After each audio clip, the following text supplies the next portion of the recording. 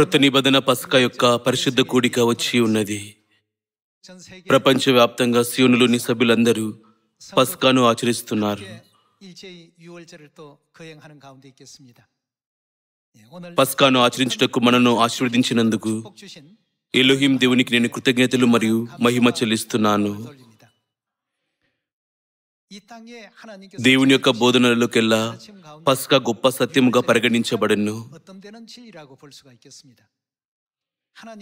ప్రతి యుగములు దేవుడు ఎల్లప్పుడూ పస్కా ద్వారా వాగ్దానం చేస్తూ మరియు రక్షణ యొక్క సంతోషకరమైన వార్తలను బయలుపరుస్తూ గొప్ప కార్యములను చేశారు.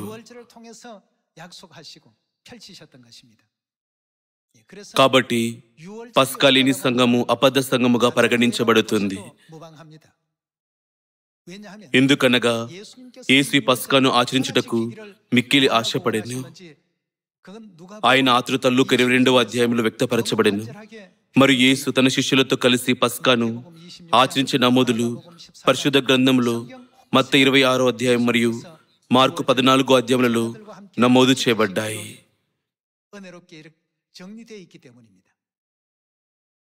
దాదాపు 3500 సంవత్సరాల క్రితం ఐగుప్తులో పస్కా ఆచరించబడెను. అయినను పాలు తేనెలు ప్రవహించే కాలంలో ప్రవేశించుటకు ముందు కూడా దేవుడు తన ప్రజలను దాన్ని ఆచరించేలా నడిపించారు. పరిశుద్ధ గ్రంథం యొక్క ప్రవచనాత్మక దృక్కోణం నుండి ఈ చరిత్ర ప్రవచనం యొక్క చాలా ముఖ్యమైన భాగం. ఆ సమయం తర్వాత పస్కా ముగియలేదు. బదులుగా దేవుని బోధన ప్రకారం అది యూదా రాజ్యంలో కూడా కొనసాగెను. యోషియా మరియు హిజ్కియా లాంటి రాజులు పస్కాను ఆచరించడం ద్వారా దేవుని నుండి గొప్ప ఆశీర్వాదాలు పొందుకున్నారు. ఆ చరిత్ర కొనసాగుతుంది. ఇజ్రాయేలులు బబులోనుకు బందీలుగా తీసుకెళ్లబడ్డారు. తర్వాత వారు విడుదల పొందారు.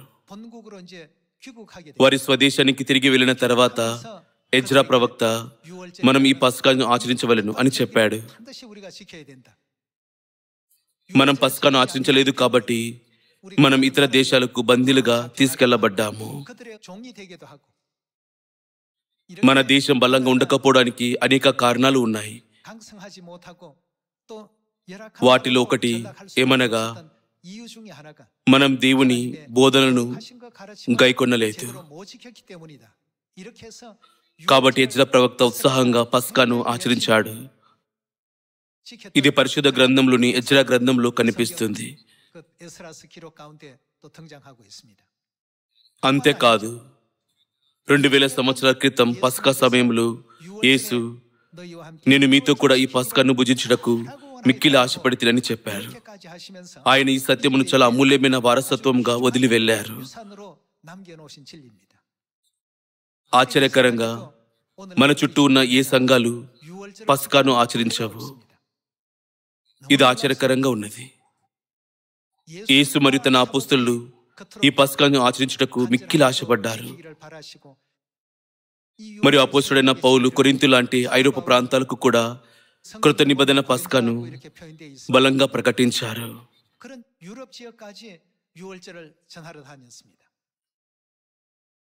యేసుక్రీస్తు శిలువపై మరణించి 3వ దినమందు పునరుత్థానమయ్యారు. అప్పుడు ఆయన 40 రోజుల తర్వాత పరలోకానికి ఆరోహణమయ్యారు. మరియు 50 దినమందు తొలినాటి సంఘంపై పరిశుద్ధ ఆత్మను కుమ్మరించారు. ఫలితంగా తొలినాటి సంఘము చాలా చురుకుగా మారెను. యేసు చేత నేరుగా బోధించబడిన శిష్యులు యేసుక్రీస్తు యొక్క బోధనలను ప్రకటించారు. ఈ విధంగా దాదాపు 300 సంవత్సరాల పాటుగా అనేక తరాల ద్వారా ఈ భూమిపై పస్కా అతి గొప్ప సత్యముగా కొనసాగెను.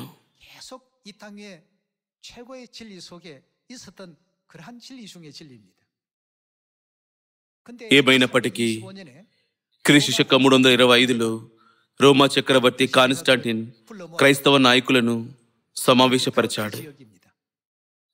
ప్రస్తుతం టర్కీ ప్రాంతంలోని నైసియాలో ఒక మతపరమైన చట్టసభ నిర్వహించబడింది. అక్కడ వారు పస్కాను కొట్టివేశారు. ఆ సమయంలో రోమా చక్రవర్తిగా మారుటకు ఒకరు సూర్యదేవుని యొక్క ప్రధాన యాజకుని పదవిని కలిగి ఉండవలెను.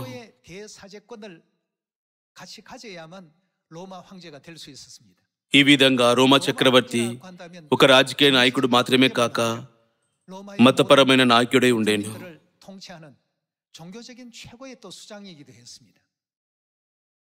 సూర్యదేవుని ఆరాధన యొక్క నాయకుడు దేవునియందు విశ్వాసాన్ని గుర్తించలేకపోయాడు. కాబట్టి ఆ సమయం నుండి పస్కా యొక్క సత్యము నశించడం ప్రారంభమైంది. మోషే కాలం నుండి యేసు కాలం వరకు పస్కా ఆచరించబడింది. యేసు శిష్యుల కాలం వరకు పస్కా అదృశ్యం కాలేదు. ఇది క్రైస్తవ చరిత్రలో కనిపిస్తుంది. ఏమైనప్పటికీ రోమా చక్రవర్తి మరొక మాటలలో సూర్యదేవుని యొక్క ప్రధాన యాజకుడు పస్కా యొక్క సత్యమును తుడిచివేశాడు. ఆ చట్టమును పాటించని క్రైస్తవులు ఉరితీయబడ్డారు. కాబట్టి వారు దాక్కుని జీవించారు మరియు సన్యాస జీవన శైలిని అవలంబించారు. ఈ విధంగా పస్కా అణిచివేయబడెను. బాహ్యంగా అతడు క్రైస్తవ మతాన్ని సమర్థించాడు. అయినను నిజానికి అతడు క్రీస్తు 321లో విశ్రాంతి దినమును రద్దు చేసి ఆదివారపు ఆరాధనను ప్రవేశపెట్టాడు. సూర్యదేవుని కొరకు గల ఆరాధన దినము ఆదివారమై ఉండెను. అప్పటి వరకు క్రైస్తవులు తమ ఆరాధనను ఏ రోజు నిర్వహించేవారు? ఈనాడు మన దేవుని సంఘం వలనే వారు శనివారం మందు ఆరాధించారు.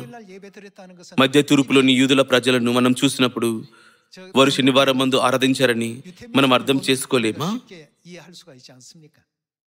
దానికి ముందు ఆదివారపు ఆరాధన లేకుండేను. ఏమైనప్పటికీ క్రీస్తు 321లో అది రోమా చక్రవర్తి చేత పరిచయం చేయబడింది మరియు క్రీస్తు 325లో పస్కా యొక్క సత్యము కొట్టివేయబడెను. అయితే పస్కా ఎందుకు చాలా ముఖ్యమైనది? పస్కా లేకుండా దేవుడిని తండ్రి మరియు తల్లిని పిలవడానికి గల మార్గము మూసివేయబడుతుంది. పస్కా ద్వారా దేవుడు మనను తన పిల్లలుగా మారేలా అనుమతిస్తూ మనిషి కుమారుని యొక్క శరీరం తిని ఆయన రక్తం త్రాగే కట్టడను మనకు వాగ్దానం చేశారు.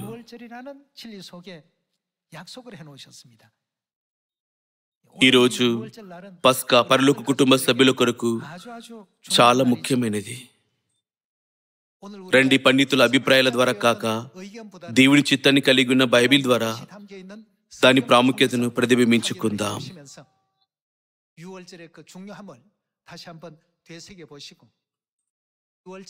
మనం యుగ సమాప్తి వరకు పస్కాను ఆచరించవలెను మరియు ప్రజలందరికీ దేవుని చిత్తాన్ని ప్రకటించవలెను. రండి, మత్తయి 26వ అధ్యాయం 17వ వచనాన్ని చూద్దాం.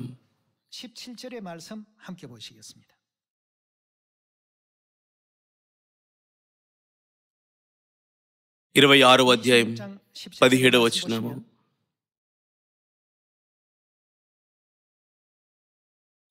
పులియని రొట్టెల పండుగలో మొదటి దినమందు శిష్యులు యేసు వద్దకు వచ్చి, పస్కాను భుజించుటకు మేము నీ కొరకు ఎక్కడ సిద్ధపరచగోరుచున్నామని అడిగిరి.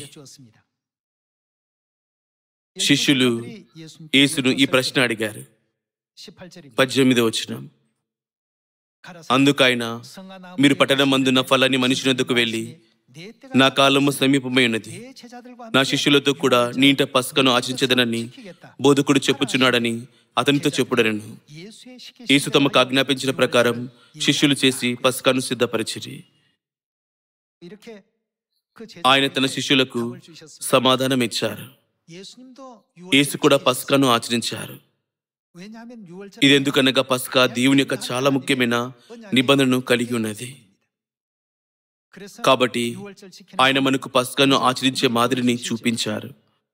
ఇటీవల బాప్తిసం పొంది మొదటిసారిగా పస్కాను ఆచరించిన వారిలో కొందరు ఇతర సంఘాలు పస్కాను ఆచరించినప్పుడు దేవుని సంఘం మాత్రం ఎందుకు ఆచరిస్తుంది అని అడగవచ్చు.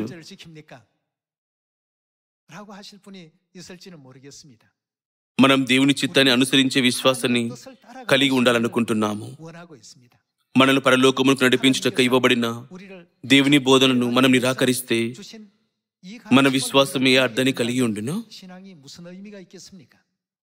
దేవుడు మనలను దీనిని గైకొనవలెను అని ఆజ్ఞాపించారు.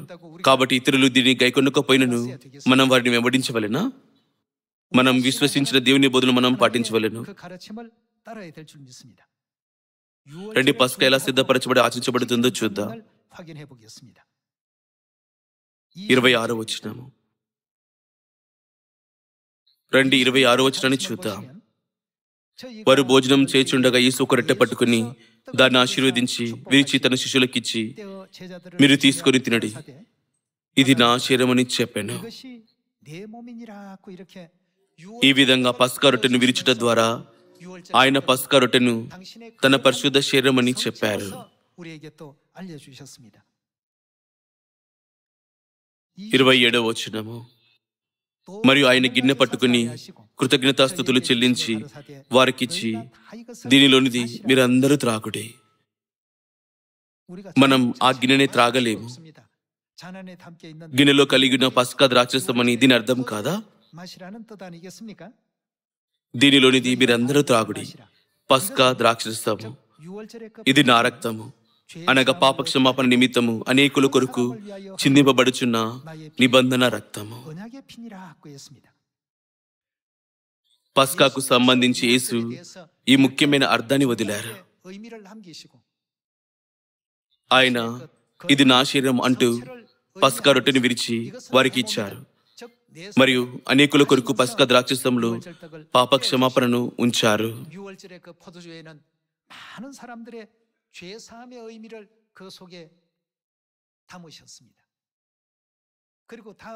మరుసటి దినమున ఆయన సిలువ వేయబడునని ఎరిగి ఆయన తన శిష్యులతో కలిసి పస్కాను ఆచరించుటకు మిక్కిలి ఆశపడెను. ఈనాటి క్రైస్తవ మతంలో పస్కా లేకపోవటం చాలా వింతగా ఉన్నది. మనం యేసును విశ్వసించే క్రైస్తవులమైనట్లయితే మనం తప్పక పస్కాను కలిగి ఉండవలెను. ఐగుప్తులో పస్కాతో ప్రారంభిస్తూ సమస్తము పరిశుద్ధ గ్రంథంలో వ్రాయబడెను. మత్తయి 26వ అధ్యాయంలో యేసులా చెప్పారు, ఈ రొట్టె కేవలం సాధారణమైన రొట్టె కాదు, ఇది మానవాళిని రక్షించుటకు సిలువపై నా బలిదానం ద్వారా ఇవ్వబడిన నా శరీరము. ద్రాక్షరసమునిస్తూ ఆయన, ఇది సిలువపై చిందించిన నా రక్తము అని చెప్పారు. మానవాళికి తన శరీరం మరియు రక్తమును అనుగ్రహించుట ద్వారా ఆయన మనకు పాపక్షమాపణను అనుగ్రహించారు. అంతేకాకుండా అది పాపక్షమాపణ కంటే ఎక్కువ కలిగి ఉన్నది. తమ తల్లిదండ్రుల యొక్క శరీరం మరియు రక్తమును స్వతంత్రించుకునే వారిని మన వారి పిల్లలని పిలవమా? అందుకనే పస్కాలో పాల్గొనే ప్రతి ఒక్కరూ దేవుడిని తండ్రి అని పిలుస్తారు. మీరు సంగమునికి వెళ్ళినప్పుడు మనం దేవుడిని తండ్రి అని ఎందుకు పిలుస్తామని మీరు ఆశ్చర్యపోలేదా? ఇతరులు ఆయనను తండ్రిని పిలుస్తారు కాబట్టి నేను కూడా ఆయనను తండ్రిని పిలవాలి అని మాత్రమే మీరు ఆలోచించారా? మనం దేవుని శరీరం మరియు రక్తమును స్వతంత్రించుకున్నాము. దేని ద్వారా? పస్కా ద్వారా. అందుకని యేసు పస్కాను ఆచరించుటకు మిక్కిలి ఆశపడెను.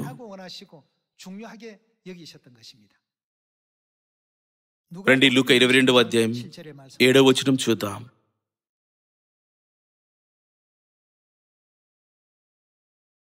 లూకా 22వ అధ్యాయం 7వ వచనము. పస్కా పశువును వధింపవలసిన పులినటల దినము రాగా యేసు పేతురుని యోహానును చూచి, మీరు వెళ్ళి మనం భుజించుటకై పస్కాను మన కొరకు సిద్ధపరచుడని వారిని పంపెను. యేసు తన ప్రధాన శిష్యులైన పేతురు మరియు యోహానును పంపినప్పుడు ఆయన నేరుగా వారికి వెళ్ళి పస్కాను సిద్ధపరచుము అని సూచించారు. ఈ విధంగా పస్కా అన్నది క్రైస్తవ మతం యొక్క ప్రధాన సత్యం. ఇతరులు దాన్ని రద్దు చేశారనే కారణంతో మనం అనుసరించకూడదు. మనం యేసుక్రీస్తుని విశ్వసిస్తాం కాబట్టి యేసు మనకు ఆజ్ఞాపించినట్లుగా ఈ రోజు వరకు మనం పస్కాను ఆచరిస్తాము.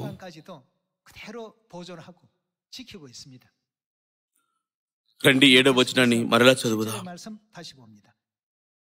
పస్కా పశువును వధింపవలసిన పులినట్ల దినము రాగా యేసు పేతురు యోహానును చూచి, మీరు వెళ్లి మనం భుజించుటకై పస్కాను మన కొరకు సిద్ధపరచడని వారిని పంపాను. వారు, మేమెక్కడ సిద్ధపరచకూర్చున్నామని ఆయన అడగగా ఆయన, ఇదిగో మీరు పట్టణంలో ప్రవేశించినప్పుడు నీళ్లకుండా మోసుకుని పోచునకుడు మీకు ఎదురుగా వచ్చును. అతడు ప్రవేశించింటిలోనికి అతని వెంట వెళ్ళి, నేను నా శిష్యులతో కూడా పస్కాను భుజించుటకు విడిది గది ఎక్కడనని బోధకుడు నేను అడుగుచున్నాడని ఇంటి యజమానితో చెప్పుడి. అతడు సామాగ్రి గల యొక్క గొప్ప మేడగది మీకు చూపించును. అక్కడ సిద్ధపరచడని వారితో చెప్పాను. వారు వెళ్ళి ఆయన తమతో చెప్పినట్లు కనుగొని వారు ఏం చేశారు? పస్కాను సిద్ధపరిచిరి. వారు పస్కాను ఆచరించుటకు అన్ని ఏర్పాట్లు చేసుకున్నారు. 14వ వచనం చూద్దాం. ఆ గడియ వచ్చినప్పుడు, పస్కా పండుగ సమయం వచ్చినప్పుడు ఆయనతో కూడా అపోస్తలులను పంక్తిని కూర్చుండిరి. అప్పుడు ఆయన, ఏమిటి? నేను శ్రమ పడక మునుపు మీతో కూడా ఈ పస్కాను భుజింపవలనని మిక్కిలి ఆశపడితిని. యేసు నేను మిక్కిలి ఆశపడితిని అని చెప్పారు. ప్రాముఖ్యతను మనం ఎప్పుడు ఉపయోగిస్తాము? మనం ఏదో ముఖ్యమైన విషయాన్ని నొక్కి చెప్పడానికి దీన్ని ఉపయోగిస్తాము. అయితే ఇక్కడ ప్రాముఖ్యతను ఎవరు ఉపయోగించారు? అది క్రైస్తవులందరూ వెంబడించే యేసుక్రీస్తు. యేసుక్రీస్తు ఏమి ఆచరించుటకు మిక్కిలి ఆశపడెను? అది పస్కా. ఏమైనా దేవుని సంఘములో తప్ప ప్రపంచవ్యాప్త గ్రామంలో పస్కా ఆచరించబడదు. యేసు కూడా పస్కాను ఆచరించారు అని విన్నప్పుడు కొందరు ప్రజలు, మీ పరిశుద్ధ గ్రంథము నా పరిశుద్ధ గ్రంథానికి భిన్నమైనది కాదా అని అడుగుతారు. ఈ పరిశుద్ధ గ్రంథం బైబిల్ సొసైటీ చేత ప్రచురించబడినందున అవి ఒకేలా ఉన్నాయి. పరిశుద్ధ గ్రంథములన్నీ ఈ విషయాన్ని సరిగా ఒకే విధంగా నమోదు చేశాయి. అయితే మనం ఎందుకు దాన్ని ఆచరిస్తాము? కానీ వారు ఎందుకు ఆచరించారు? ఇది చాలా వింతగా ఉన్నది. నిజానికి యేసు బోధలను విడిచిపెట్టువారు మతభేదము గల వారని మనం చెప్పగలము.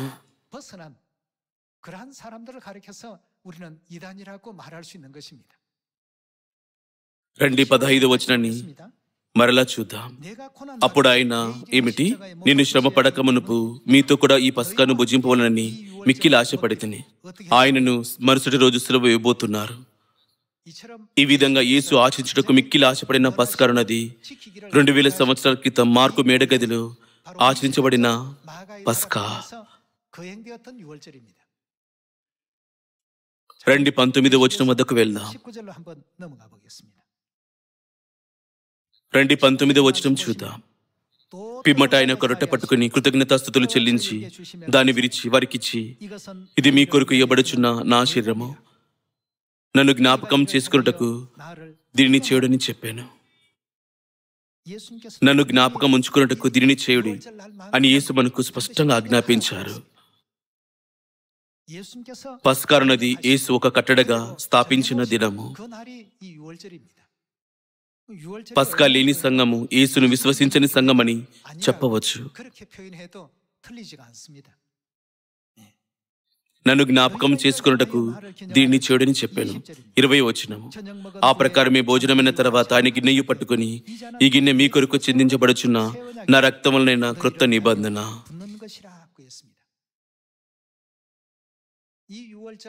క్రొత్త నిబంధన పస్కా యొక్క సత్యము మానవాళి కొరకు దేవుడు స్థాపించిన ఒక అమూల్యమైన సత్యము. కొత్త నిబంధన పస్కాను కలిగి ఉండని సంఘము క్రీస్తు యొక్క సంఘము కాదు.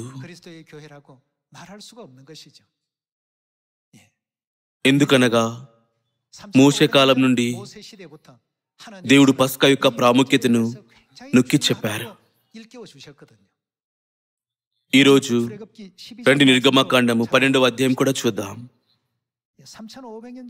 3500 సంవత్సరాలకు పైగా ఆచరింపబడిన పస్కాను ప్రజలు నిర్లక్ష్యపరచటం దేవుని దృష్టిలో దురదృష్టకరము.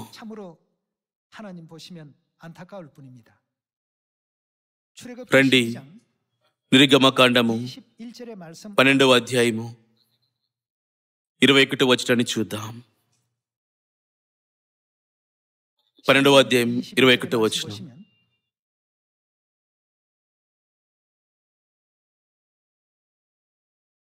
కాబట్టి మోషే ఇశ్రాయేలుల పెద్దలందరినీ పిలిపించి వారితో ఇట్లనెను, మీరు మీ కుటుంబముల చొప్పున మందలో నుండి పిల్లను తీసుకుని పస్కా పశువును వధించుడి. పస్కా ఆశించబడటం ఇది మొదటిసారి. రండి 25వ వచనం వద్దకు కదులుదాం. యెహోవా తను సెలవిచ్చినట్లు మీకు ఇచ్చుచున్న దేశమందు మీరు ప్రవేశించిన తర్వాత మీరు దీనిని ఆచరింపవలెను. మరియు మీ కుమారులు మీరు ఆచరించు ఈ ఆచారం ఏమిటని మిమ్మల్ని అడుగునప్పుడు 27వ వచనం, మీరు ఇది యెహోవాకు పస్కా బలి. ఆయన ఐగుప్తీయులను హతము చేయుచు మన ఇళ్లను కాచినప్పుడు ఆయన ఐగుప్తులున్న ఇశ్రాయేలు ఇళ్లను విడిచిపెట్టెను అనవలని చెప్పాను. అప్పుడు ప్రజలు తలలు వంచి నమస్కారం చేసిరి.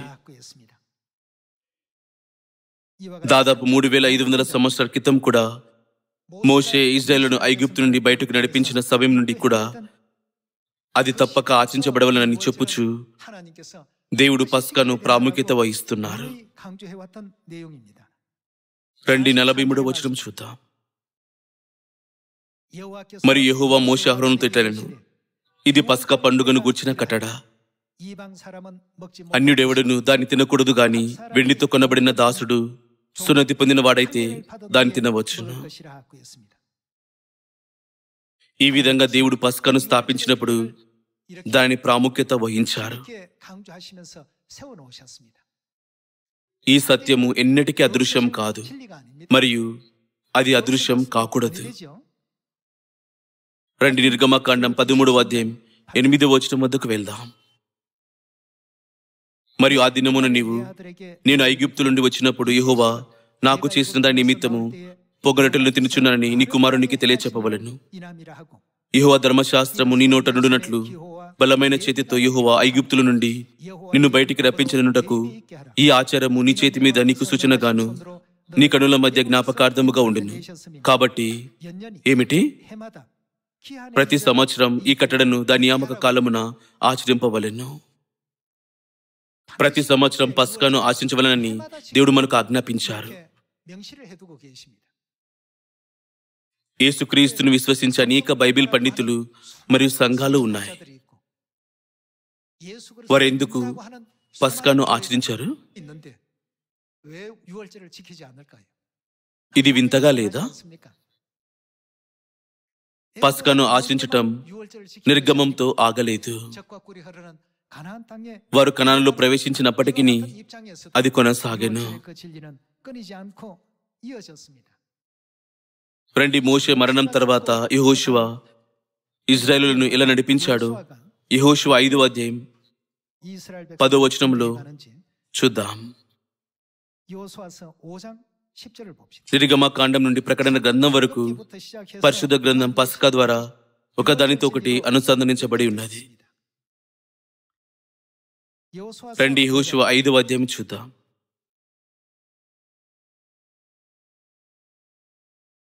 యెహోషువ 5వ అధ్యాయం 10వ వచనము. ఇశ్రాయేలీయులు గిల్గాలులో దిగి ఆ నెల 14వ తేదీన సాయంకాలమున యెరికో మైదానంలో పస్కా పండుగను ఆచరించారు. ప్రతి ఒక్కరూ పస్కా ముగియలేదు, ఇది కొనసాగుతుంది. అన్ని యుగాలలో దేవుని సేవించే ప్రజలు తప్పక పస్కాను గుర్తించుకోవలెను.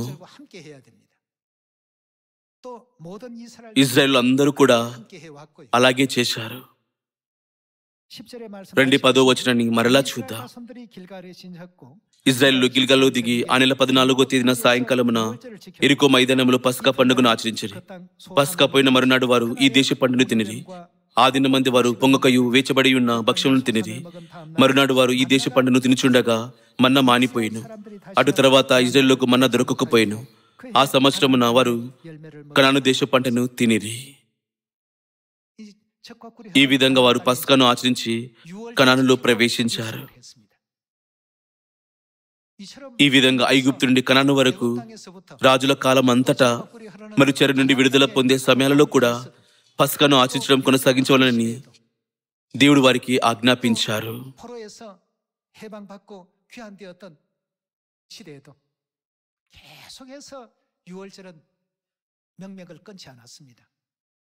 అంతేకాకుండా సువార్తలలో యేసుక్రీస్తు తన శిష్యులతో కలిసి పస్కా భోజించుటకు మిక్కిలి ఆశపడని చెప్పి పస్కా రొట్టెను ద్రాక్షరసం యొక్క ప్రాముఖ్యతను వివరించారు. ఆయన ఈ రొట్టె నా శరీరము, ఈ ద్రాక్షరసము పాపక్షమాపణ నిమిత్తము అనేకులు కొరకు చిందింపబడుచున్న నా నిబంధన రక్తము. రొట్టె తిని ద్రాక్షరసం త్రాగండి, ప్రతి సంవత్సరం దీన్ని గుర్తించుకోండి మరియు జ్ఞాపకం చేసుకోండి అని చెప్పారు. ఆయన మనకి ఇంత వివరంగా బోధించినప్పటికీ ఈనాడు సంఘాలు యేసును విశ్వసిస్తున్నాయని సమర్థించుకుంటాయి, కానీ దాన్ని పాటించటం లేదు. ఇది యేసు యందు విశ్వాసం లేకపోవడాన్ని సూచిస్తుంది. పస్కా నది పరిశుద్ధ గ్రంథంలోని ప్రధాన కథ అయినను క్రీస్తు శకం 325లో రోమాలోని సూర్యదేవుని ఆరాధికుల నాయకుడు పస్కాను కొట్టివేశాడు. ఈనాడు అన్ని సంఘాలు ఈ నిర్మూలనను పాటించటంలో అర్థం లేదు. కాబట్టి మనం యేసు బోధనలను అంగీకరించవలెను మరియు అపోస్తుల బోధనను పాటించవలెను. అది పరలోకమునకు గల మార్గం మరియు సత్యమును వెంబడించటకు గల మార్గము. కాబట్టి మనం ఎన్నటికీ పరిశుద్ధ గ్రంథంలోని దేవుని వాక్యమునకు ఏది కలపకూడదు లేదా తీసివేయబడకూడదు. దీనిని మార్చకూడదని దేవుడు మనకు ఆజ్ఞాపించారు. మనం దీనిని మార్చకుండా దేవుని వాక్యమును అంగీకరించినట్లయితే పస్కా గురించి మనం ఏం చేయవలెను? మనం దాన్ని గైకొనవలెను. మనం దాన్ని గైకొనటంలో విఫలమైనట్లయితే మనం కోరిన రక్షణను పొందగలమా? రండి మత్తయి 7వ అధ్యాయం వద్దకు వెళ్దాం. దీనికి సంబంధించి యేసు మనకు ఇచ్చిన హెచ్చరిక కలదు. ఆయన మానవాళి యొక్క భవిష్యత్తును ముందే చూసి ఒక ముఖ్యమైన సందేశాన్ని ఇచ్చారు. రండి మత్తయి 7వ అధ్యాయం 21వ వచనం చూద్దాం.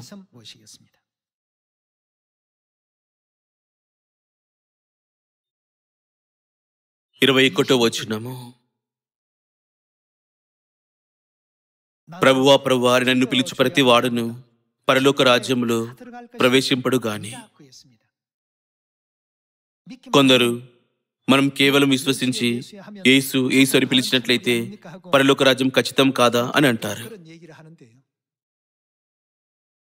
ఏమైనా మనం యేసును సరిగ్గా విశ్వసించవలను మరియు ఆయన బోధనను పాటించవలను కదా.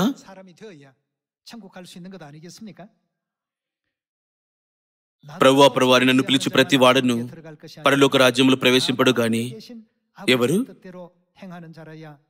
పరలోకమందు నా తండ్రి చిత్త ప్రకారం చేయబడే ప్రవేశించును. ఆ దినం ముందు అనేకులు నన్ను చూచి ప్రభువా ప్రభువా మేము నీ నామమును ప్రవచింపలేదా? నీ నామమున దయ్యములను వెళ్ళగొట్టలేదా? నీ నామమున అనేకమైన అద్భుతములు చేయలేదా అని చెప్పుదురు. అప్పుడు నేను మిమ్మల్ని ఎన్నడూ ఎరుగను, అక్రమము చేయవారలారా నా ఎదురు నుండి పొండని వారితో చెప్పుదును. మరి యొక్క మాటలలో దేవుని నియమాలను ఆచరించని వారలారా నా ఎదురుండి పొండి అని ఆయన ఉద్దేశం. మానవాన్ని రక్షించుటకు దేవుడు ఈ మార్గాన్ని స్థాపించారు. మనం 3వ డైమెన్షన్ లోకంలో జీవిస్తున్నందున మనం 4వ లేదా 5వ డైమెన్షన్లో దేవుని యొక్క ప్రపంచాన్ని అర్థం చేసుకోలేము. అందుకని దేవుడు తన బోధనను ఇచ్చుటకు ప్రవక్తలను పంపారు. తద్వారా వారు ఆయన మార్గాన్ని వెంబడించగలిగారు. అప్పుడు కూడా దేవుని చిత్తం మానవాళికి పూర్తిగా తెలియజేయబడలేదు. కాబట్టి దేవుడు ఈ భూమిపైకి వచ్చారు. కాబట్టి ఆయన 2000 సంవత్సరాల క్రితం పస్కాను స్థాపించడానికి ఈ భూమిపైకి వచ్చారు. మరియు దేవుని సంఘమును స్థాపించారు. ఏమైనా అంధకార యుగాలలో పస్కా అదృశ్యమైపోయాను మరియు దేవుని యొక్క సత్యము అదృశ్యమైపోయాను. ఈనాడు క్రైస్తవ మతం చేత ఆచరింపబడిన ఆదివారపు ఆరాధన, క్రిస్మస్ మరియు శిలువారునవి అంధకార యుగాలలో సూర్య దేవుని ఆరాధన యొక్క ఉత్పత్తులు.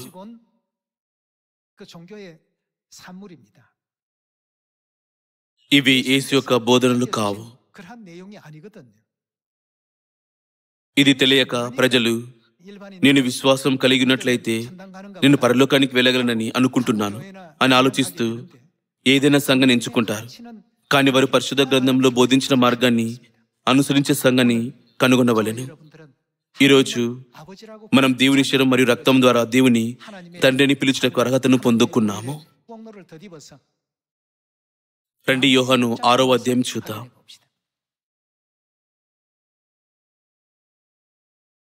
యోహాను 6వ అధ్యాయము 53వ వచనము. 53వ వచనము.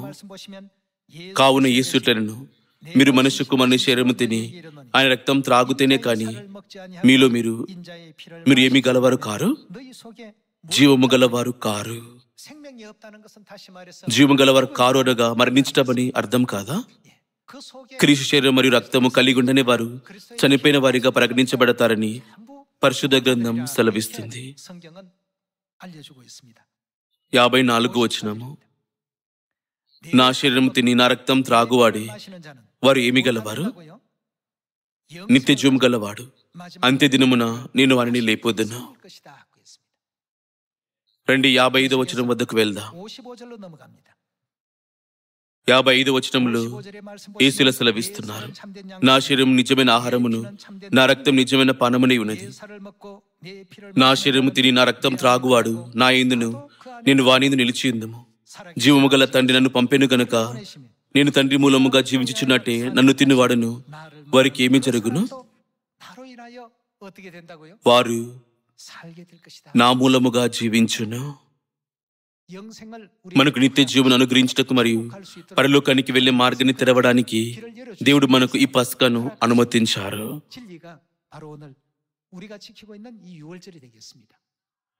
మీరు క్రైస్తవ మతం మరియు క్యాథలిక్ సంఘం యొక్క చరిత్రను చూసినప్పుడు అది దేవుని చేత కుట్టివేయబడినదా లేక ఒక చక్రవర్తి చేత కుట్టివేయబడినదా అని మీరు చూడవచ్చు.